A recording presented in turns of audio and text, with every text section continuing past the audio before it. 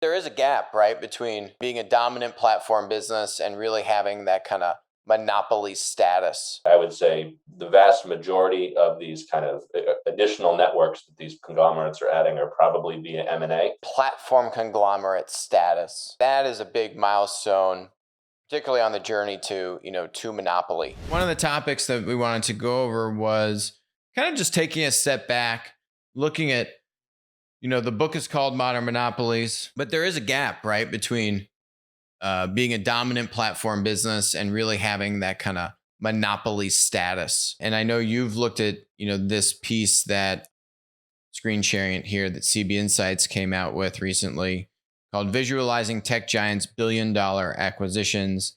They've got a nice little chart here, showing some of the notable $1 billion plus acquisitions by FAMGA in the past 20 years. What's your overlay on all of this? How do you think about M&A for these tech monopolies?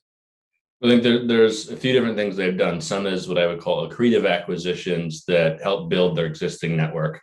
Facebook, for example, just bought this customer company or is trying to buy them. That would be pretty accretive to what they're trying to do and build more support, I think, with small businesses and these kinds of things.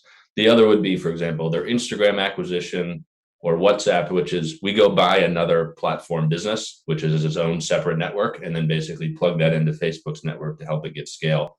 And that's both the advertising network as well as the user network. There's, I'd say broadly two different types of acquisitions that big platform companies are doing. Most of the major $1 billion ones, YouTube would be another example. Twitch would be we go buy another platform company.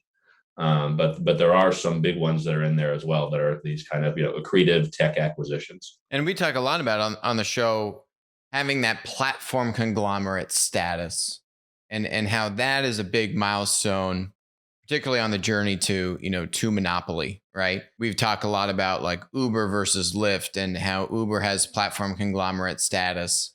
And we've seen how that differentiation, that diversity of multiple platform business models has just set them up so much better going into COVID and now, hopefully coming out of COVID. When you look at that former bucket of doing M&A to buy kind of adjacent or related platforms that share network value synergies, that allow you to kind of supercharge the network of the acquired entity with your existing network, like Facebook and Instagram, Facebook and WhatsApp, etc. And you think about build versus buy. I mean, Uber Eats was really a build, right? Then I think they started that business from scratch, but that was really a Travis Kalanick. That was started way back early in the Uber days, kind of like Google starting, Gmail.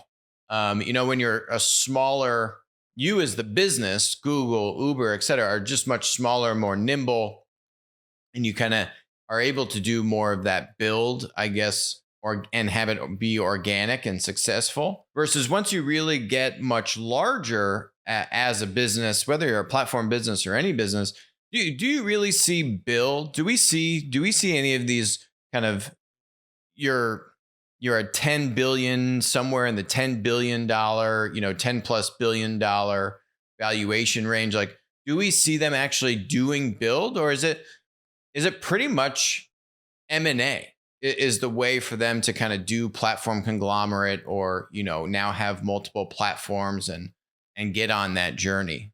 I think Amazon Business would be another one that went the build path. I think that's a pretty huge one from our point of view. I think it's certainly rarer that you see that. I think a lot of this tends to happen from M&A, but I think Uber Eats is interesting because it got pretty big, but now it's bought Postmates and then what was it, Deliv or Drizzly?